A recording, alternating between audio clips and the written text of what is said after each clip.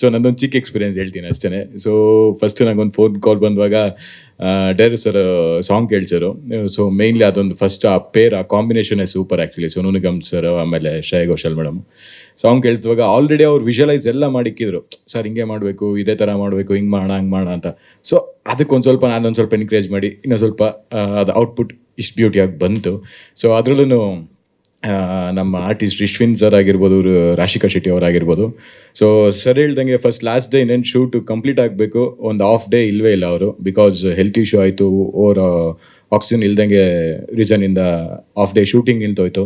ಯಾರಿಗಾದ್ರೂ ಅನ್ಸುತ್ತೆ ನಾವು ಅಷ್ಟು ದೂರ ಹೋಗಾದ್ಮೇಲೆ ಒಂದು ಹಾಫ್ ಡೇಲಿ ಶೂಟಿಂಗ್ ನಿಂತೋಗುತ್ತೆ ಅಂತ ಅಂದಾಗ ಅದೊಂದು ಭಯ ಇರುತ್ತೆ. ಸೊ ಅದು ಅದೇ ಥರ ಸಪೋರ್ಟಿವ್ ಆಗಿದ್ದು, ಡೆಡಿಕೇಶನ್ ಆಗಿದ್ದು, ಹಾಸ್ಪಿಟ್ಲಿಗೆ ಹೋಗಿ ಬಂದು ಮತ್ತೆ ರೀಶೂಟ್ ಮಾಡಿದ್ರು. ಸೊ ಹಾಗೆ ಚಂದ್ರಶೇಖರ್ ಸರ್ ಆಗಿರ್ಬೋದು, DOP ಅವರು, ಒಂದು ಬ್ಲಾಕ್ ಇಲ್ಲಿಂದ ಆ ಕಡೆ ಈ ಕಡೆಗೆ ಶಿಫ್ಟ್ ಮಾಡಬೇಕು ಅಂತಂದ್ರೂ ಅಲ್ಲಿ ಅಷ್ಟು ಹರಿ ಆಗಲ್ಲ. ಬಿಕಾಸ್ ಆಕ್ಸಿಜನ್ ಲೆವೆಲ್ ಕಡಿಮೆ ಇರೋದ್ರಿಂದ ಅಷ್ಟು ಸರಿ ಆಗಲ್ಲ. ಸೊ ಎಷ್ಟಾಗುತ್ತೆ ಅಷ್ಟು ಪುಷ್ ಮಾಡಿ ನಾವು ಸರ್ ಕೇಳೋರು ಆವಾಗಲೇ ಎಷ್ಟು ದಿವಸ ಶೂಟ್ ಆಯಿತು ಅಂತ. ಸೊ ಕಂಪ್ಲೀಟ್ಲಿ ನಾವು ಹೇಳ್ಬೇಕಂದ್ರೆ ಒಂದು 3.5 ಡೇಸ್ ಎಕ್ಸಾಕ್ಟ್ ನಾವು ಶೂಟ್ ಮಾಡಿದ್ವಿ. ಸೊ ಹಿಂಗಿರ್ಬೇಕಾದ್ರೆ ಟೀಮ್ ಎಲ್ಲರೂ ಸಪೋರ್ಟ್ ಮಾಡಿದ್ರು. ಹಾಗೆ ಕಾಸ್ಟ್ಯೂಮರ್ ಆಗಿರ್ಬೋದು, ಆರ್ಟ್ ಡಿಪಾರ್ಟ್ಮೆಂಟ್ ಆಗಿರ್ಬೋದು ಎಲ್ಲರೂ. ಸೊ ಇವಾಗ ನಾವೇನು ಈ ವಿಷನ್ ನೋಡಿದೀವೋ, ಸೊ ಇದಕ್ಕೆ ಮೇನ್ ರೀಸನ್ ಬಂದು ನಾಗಶ್ರೀ ಮೇಡಮ್ ಅವರು ಓಕೆ ಮಾಡಿ ಇದನ್ನು ನಮಗೆ ಇದು ಮಾಡಿರಲಿಲ್ಲ ಅಂದಿದ್ರೆ ಇಷ್ಟು ಔಟ್ಪುಟ್ ಬರ್ತಾ ಇರಲಿಲ್ಲ. So thank you madam, Nagashree madam, thank you.